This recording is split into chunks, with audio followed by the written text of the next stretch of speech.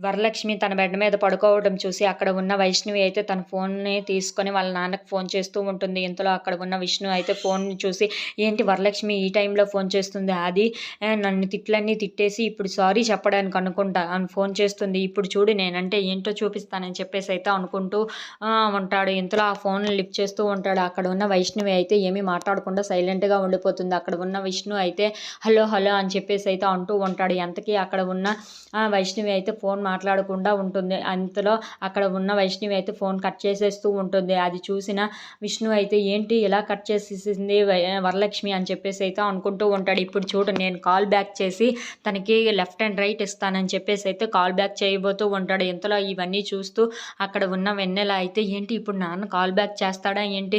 అలా అయితే అక్కడ ఉన్న వైష్ణవి దొరికిపోతుంది కదా అని చెప్పేసి అయితే చాలా టెన్షన్ పడిపోతూ ఉంటుంది. ఎలాగైనా నాన్న ఫోన్ చేయకుండా నేను చూసుకోవాలి అని చెప్పేసి అయితే వాళ్ళ నాన్న దగ్గరికి వెళ్ళడానికి ట్రై చేస్తూ ఉంటుంది.